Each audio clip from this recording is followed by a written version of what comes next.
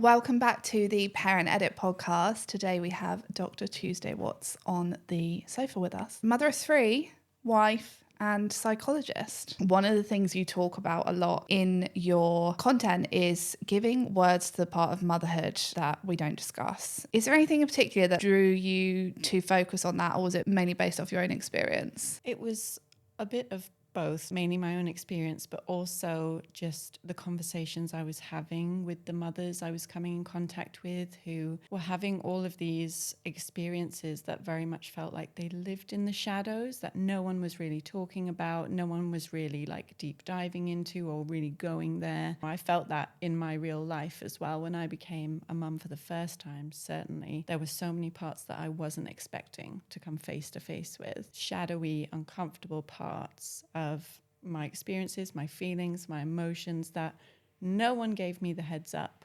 about. Prior to having a baby, you hear all about, ways to give birth and ways to breastfeed and how to nurture your child. Or you might get the baby blues. Yeah, we do hear about the baby blues. We do hear about the extremes. We hear about either the crisis points, the really low lows that we're going to come up against, which is really important for us to know about. But we also hear the other end of the spectrum and certainly see it on social media, the glowing, grateful, gliding effortlessly through motherhood, right? Yes, we know the type. And there are so many of us that are in the messy middle of those 2 points. We're not really gliding gracefully through this thing. We're also not really at a breaking point. We're somewhere in the messy middle, and that is utterly chaotic. So I think there's a whole emotional landscape in between that so many of us are trying our best to navigate, and we feel so unseen and underrepresented and unheard in those experiences. And that's what I started speaking to, because I'm there. I'm in that messy middle bit. And so many of the mothers in my life, the vast majority, are also there. No one's really talking about this utter chaos, which can feel so disorienting, utterly overwhelming, relentless, exhausting, all of the things. It's just not talked about enough. It can be shadowy. It's also light as well. It's complicated. And that's what I try and speak to. That description of the messy middle is so accurate, because my overwhelming description of this would be that it is the best days of my life, but it does not mean that they are not hard. And if I tell you that I've had a rough day, it doesn't mean that I don't like my children. And that is still such a common thing. It's a strange double standard, and it comes back to the you chose this narrative. When we talk to people in other lines of work, let's say we talk to a surgeon, they've come home, they've had a really hard day, they're really stressed out. We would never in a million years turn around and say to them, well, you chose this. Be grateful for the life that you chose. But be like, oh my God, I completely understand. Honestly, yeah, I can see exactly. that. But how mums, awful. Yeah, it's just another day of motherhood. We don't get to complain about it. It's a choice that we made. And we have this really weird double standard when it comes to mothers, where it's like choice cancels out or disqualifies the presence of challenge. We're not allowed to say we are challenged deeply by this thing that we chose for ourselves. And we forget that we are just these complicated human beings having a very human experience of a very challenging and intensely emotional experience. There just isn't that wiggle room or grace in society when it comes to talking to mothers. Even though I say to you, your social media is amazing and for what it provides women to see, social media is hugely to blame for this kind of rising generation of expectation. If I think back to kind of my mother's generation, I'm the last year of millennial. So I don't think there was a week that went by where she thought, God, every day this week's been sensational raising 3 children. She never went scrolling on her phone and saw carousels of people having these idyllic days out with their toddlers, which for me has never happened. They just didn't see that. So they probably didn't have those kind of juxtaposing scenarios always fed into them. Our generation, particularly millennials, are considered digital natives. And we very likely found ourselves navigating social media, potentially on the lead up to motherhood, definitely during motherhood. And in our present day, it forms a huge part of our lives. So much so that we're straddling 2 parallel worlds at all times. In any given moment, we have our chaotic, messy, exhausting, noisy, relentless one that we're living in real life. And then we have the one in our pockets that is curated, that's calm, full of top tips and ideals and these romantic versions of motherhood. There has been movement, I think, on the social media front. Like, you have got voices attempting to lift the veil and bring more of that chaos. Yeah, because equally, I don't like to take it too far and be the martyr. There's a balance to be struck, though, and I think we're not quite there yet. No. But what we're seeing on social media, the content we're consuming, adds to our cognitive load when we're potentially in a vulnerable state. Exactly that. So we've got kids screaming. I've got literally one trying to climb up my leg like a tree, another one shouting at me because I haven't cooked dinner fast enough, another one crying because there was some argument prior to that, and I'm trying to cook dinner, but I've got in my head this gorgeous recipe and perfectly nutritionally balanced meal. Look at a great mum I am literally, for putting this together. The organic, homemade, which they won't eat anyway. Exactly, which will end up on the floor. You're holding space for that image in your mind. You're holding space for the perfectly aesthetic home and the kitchen that's just spotless and a dream to cook in. Mine is chaos most of the time. There's coloring pencils, there's markers, there's crumbs, there's toys. So we're trying to hold two realities in our minds, and it is draining us, it's exhausting us. And yes, the social media space, it's improving in terms of its representation,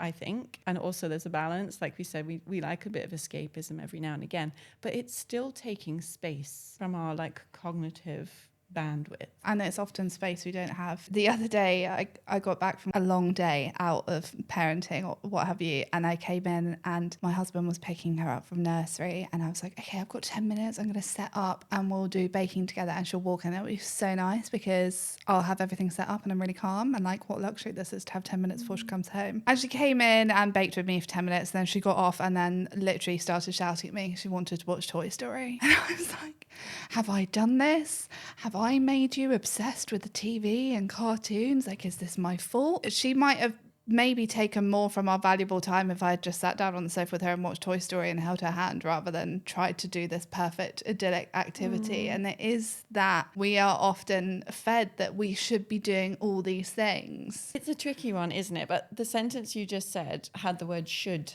in it. I feel like I should. And to me, should is always a red flag to me, because it's like, okay, what external standard am I holding myself to here that isn't actually very important to me? Am I baking because I see this as a moment of genuine connection, which it can be. It doesn't have to be the picture perfect, easy breezy version that we see on social media. It can be a genuine moment of connection and laughter and all of that magic. Or am I doing it because yesterday I saw an influencer do this with her child and she made it look utterly magical, that I wanted to try the same thing? It's like we have to get really honest with ourselves about where we're being fed, where our actions are coming from, what the intention is behind them. And I think when we can be honest about that, we can live in deeper alignment with ourselves and what's actually important. In the third trimester, what is going on for women psychologically? Where do we begin with that one? I've always said I feel quite good. Okay. Right. Define good. So what does good mean to you? So I think that mentally I feel better because I'm not having the cycle of a period and ovulation phase. Fair.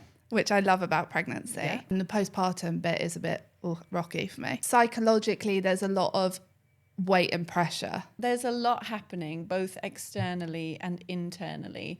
And it's so interesting that you've picked up there that you like almost the hormonal stability that you found, because I think that the third trimester particularly can be really destabilizing. So it's like you're holding on to that one piece of stability and certainty and predictability. We're clutching it. We're clutching onto the bits that feel good right now. And I was exactly the same. I just really wanted some certainty because so many other things just feel off balance, and it's a collision. The third trimester is a collision of endings and beginnings. You're not you who you were before this pregnancy or even 3 months ago because of all the changes that we go through during pregnancy, but you're not yet the you that you're going to be. You're in this very strange and disorienting liminal space where you think you should be waking up and feeling either new and rejuvenated and into motherhood, or like your old self. Yeah. But the sooner you can accept that neither is going to be your reality, and that there's going to be days where you are more reminiscent of past you, and that you're not losing something in a bad way. Yeah. You're losing it in the best way you can ever lose anything. I think is maybe 10 times a better person. Brain is literally rearranging itself as well to prime itself to, to be attuned to someone else as possible to this newborn baby that you're going to have. Like you just said, there are so many emotions like happening all at once. On the one hand, you're really excited and you're really grateful that you get to do this again, and maybe you're looking forward to certain moments. On the other hand, maybe you're grieving a little bit, the life that you're leaving behind, whatever version that is. Yes, you're already a mother, but you're leaving behind a chapter to start a new one. Maybe you're grieving an old version of you. Maybe you are already nostalgic for the days that are going to go really fast, and you're already thinking, I want to make the most of this time because I know how quick it goes, because you've done this before. You know how quick it goes. We're dealing with a lot emotionally. We're dealing with a lot physically as well. It can really interfere with our capacity and bandwidth just to be that grounded, patient, loving, calm presence, because we're dealing with so much. Like, it's not just the emotional side, but like physically. If you're dealing with discomfort, and every day as well, like I know so many people do, like I know you are so uncomfortable, aren't you? Every day, a large chunk of your internal resources are being directed toward that pain. That leaves so much less capacity. Yeah, for sure. Everything is just so much closer to the surface for you, because so much is being directed to managing what it's like to be physically in pain every day. You're also thinking about how to look after your little one. You want to show up in a certain way. It's so hard. Hugup has been a game-changing addition to my third trimester and allowed me to keep working, running around after a toddler, and walking my 2 dogs. Hugup's medically designed support wear alleviates pressure on your back, pelvis, and your abdomen, reducing pain and discomfort whilst increasing circulation and improving your posture. Developed with doctors and physiotherapists, Hugup offers clinically back relief when you need it most, because comfort and wellness belong together. And you want to be giving your first child everything at this stage to make yourself feel less guilty. Exactly. But we're so aware as well, because of the world we live in, of the transition that they're going through emotionally. We're trying to hold space and support them in that transition emotionally, be the best parent we can, so that they're not scarred or damaged or traumatized. Like this, these are the conversations I have every day. Literally. But you can see it playing out in your head. Like, you can see the potential trauma, and we're holding on to that. We're like, that's taking space in our mind, the pain, all the emotions that we're trying to process and not able to find our way through or separate or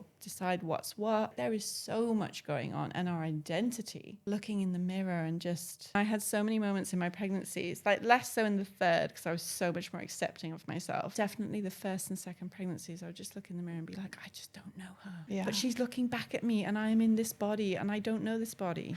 I feel like a bit stuck in a version of myself I don't know or like. And that also takes up space in your mind, in your brain. So everything just feels like really close to the surface and really tender. When it's your first, going back a step, you don't know how you're going to feel, how it's going to affect your relationships. It might be your first step away from your career. There is all those questions of the unknowns. I remember people would be like, oh, how are you feeling? You excited? And I never knew how to answer that the first time, because I was like, I don't know. Yeah. You just are getting fed a million different narratives. I'm like, I don't know how I'm meant to feel right now. No. And how are we supposed to know how we feel? When we're juggling all of those things I've just listed out, how on earth are we supposed to narrow it down to one flat emotion to deliver someone when they ask a question like that? Like, how are you feeling? How do I flatten all of that into a single phrase that I can give you that makes sense? And that's when you say, good, thanks you. Yeah, exactly. Yeah, all good. You're back exercising now a lot. I am. Post having 3 babies. Physical movement in pregnancy, was it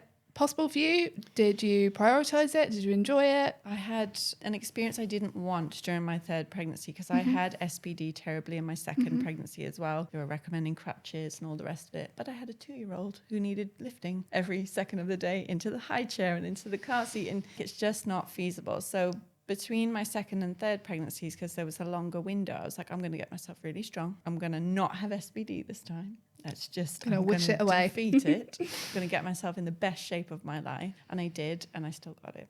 Yeah. I still struggled massively. They sold you the dream.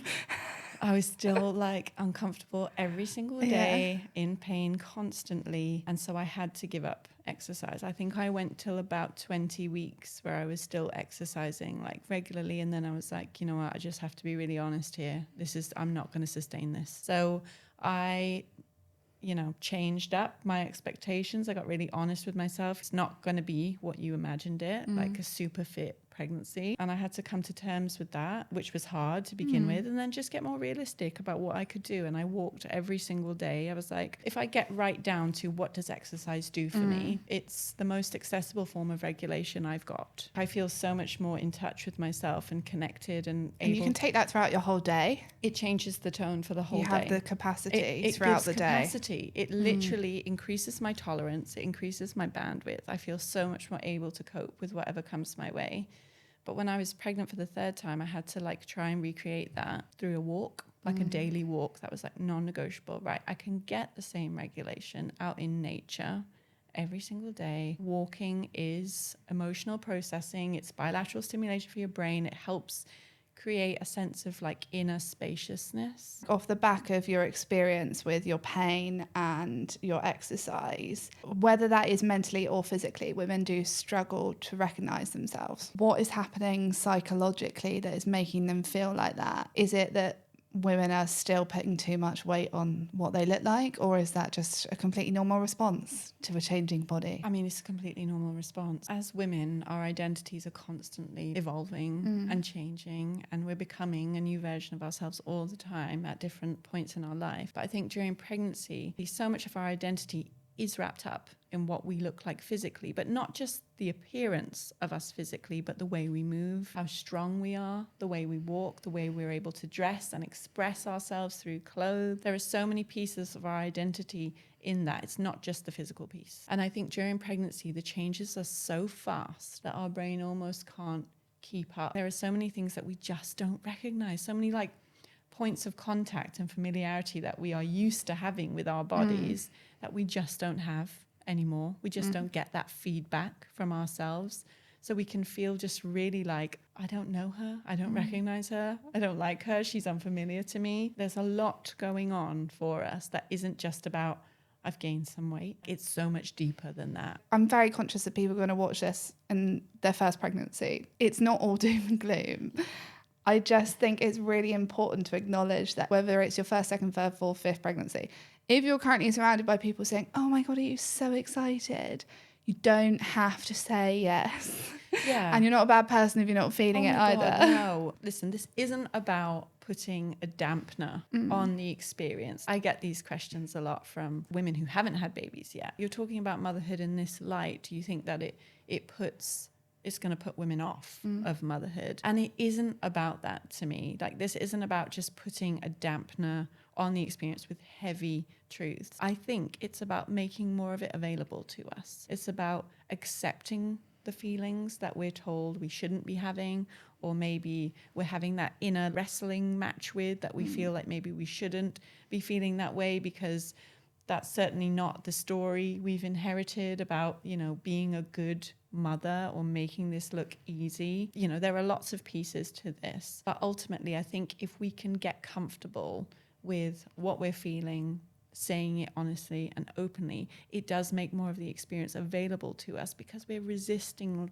less and we're leaning in a little bit more. It's not personal failing if we're finding it hard. It's hard because it's hard. Not using it as a weapon against yourself. Yeah, exactly. A self-silencer. I'm obviously not a good mother because I'm struggling with overstimulation. We use it as a yardstick that we measure ourselves against and beat ourselves over the head with. It almost goes back to that old adage of before it was more commonly accepted of kind of postnatal depression, that women would honestly, be worried their babies would be taken away from them. Completely. That's what it always makes me think of when you think of like, oh, I don't feel like I can express that I've had a rubbish week, or I'm not enjoying it right now. Because it's a reflection of your character, your capability, how well you're looking after your child. It isn't. It's a reflection of the fact that you are a full feeling human being capable of having emotions.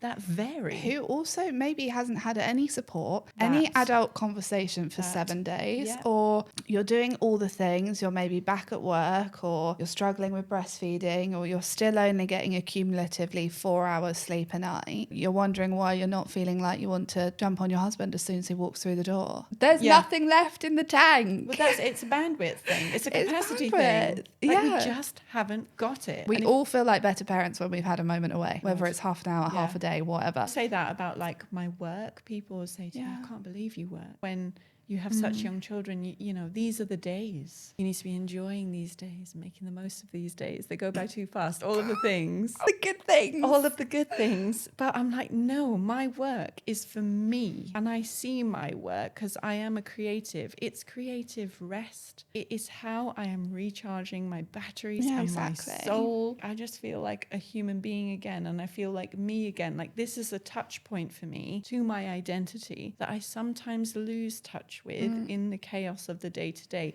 I need this for me. I'm a better friend, I'm a better wife, I'm a better mother, I'm a better daughter when I don't feel like I've been taken from myself. It's that I'm being taken away from me, and I'm not being taken by my children. I'm being taken by the demands of motherhood. And I think they're two very separate things. I wouldn't ever be without my children. They are the best people I know on this whole earth. But would I be without some of the demands, the daily mental load? Yes, I would. Cook, a cleaner, you know, all those things. That takes me away from me, not them. You will get more out of your experience of motherhood if you are supported, seen, and enjoying something a little bit more because you've maybe gone back to work for a few hours a week, or your partner's taken them out for an afternoon. Like, you are going to get more out of motherhood the more you can prioritize yourself. And I do find this whole rhetoric of like, get up at 5 a.m, journal, make your breakfast, all a bit ridiculous. Never getting up before my child when I've been up all night, and I probably won't until they're in their 20s, quite frankly, because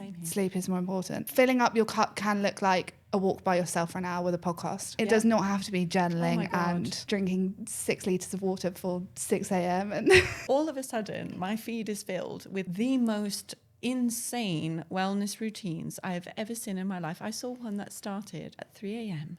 and it included things like tongue scraping, sitting in an LED room, reading a few pages of non-fiction, having a balanced breakfast, doing yoga, lymphatic drainage. The list went on. There was about 27 things. Are we not sleeping now? Is this a thing where we don't sleep anymore? I'm just not prepared to sacrifice at that level right now. Never. I'm waking up with them as I'm, called on duty by them. That's the season of life I'm in. And I'm okay with that because I'm finding other ways to resource myself that don't involve such acrobatics at 4 o'clock in the morning. Like, I'm not willing to go there, and I just don't buy into it. Don't buy into it. Do you think that it took you more than one pregnancy to realize what was going to make you less overstimulated and a better parent? Completely. I mean, there's no taking the stimulation away. I find a lot of it overstimulating, but I accepted that about myself when I had my second baby, that I am a highly sensitive person. About 30% of people are. It means that you feel things more intensely. You're overstimulated a lot more quickly. You are very easily overwhelmed by visual chaos, noise. Those are huge triggers for me, and I just can't help it. I feel not just my emotions, but my children's. I detect any little changes in mood the people in my environment. I can use all the regulation strategies in my toolbox, and I will still feel overwhelmed very fast by kids grabbing at me. I feel touched out very fast. So I found breastfeeding really difficult. And that took me a little while to learn and accept about myself, because I did make it mean something about me. Like, maybe I'm just not cut out for this. Maybe I just haven't got the strength or the stamina, the mental endurance that it takes to be a parent in the way that I want to be a parent. But actually, no, it does make me more attuned, but it comes at a price, because I do need to protect that recovery period for myself. And for me, I get that in my work. I get that at night through sleep. I get that through exercise. I get that from being outdoors in nature. That's huge for me. But I have to be careful as well to limit sensory inputs, because otherwise I don't have the tolerance to manage what's incoming from the kids. Thank you so much for sharing everything. I think it's not even sharing the reality of motherhood. It is sharing that we're all having the same emotions and the same experiences, maybe at different times, maybe under different circumstances. But it's actually, it's not the realities of motherhood. It is the realities of motherhood in terms of emotions and physical feelings, which I think is so important that just more people say, yeah, I felt that today. Or actually, I had a really good day, but yesterday, God, yeah, that was me. It brings us back to our like common humanity. Like it's a thread that unites us. We're all having this human experience. One of the most common messages I get from mothers is,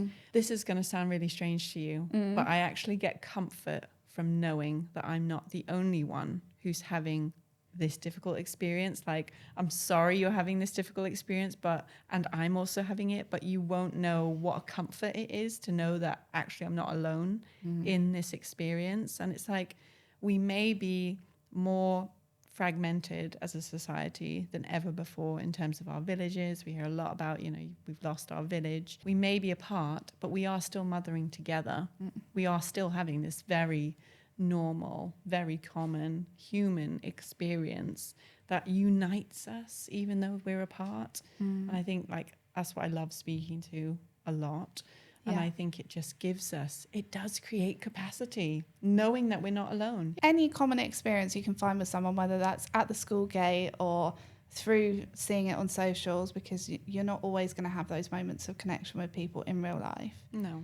It takes a bit of weight off. Just any time someone says, oh God, yeah, I had that too. Yeah. Oh God, does it make you feel better? I had it recently. Saw friends we hadn't seen in a long time describe something we had with nursery in the past month. And they said, oh yeah, I had something. I thought, oh, thank gosh. Yeah.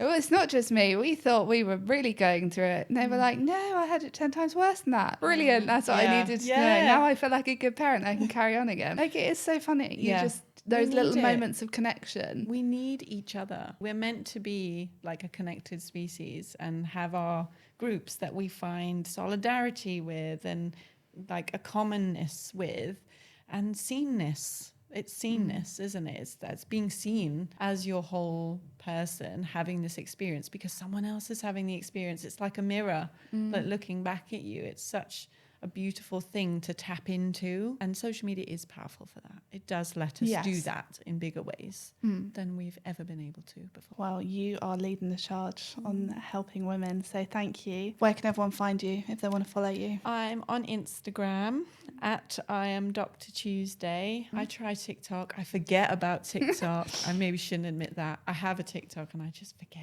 I just don't have the bandwidth for it. You're doing too well on Instagram. I love Instagram. I think that's where my millennials are as well. Yeah, for sure. Yeah, so come find me there. Amazing. Thank you so much for joining me. Thanks for having me.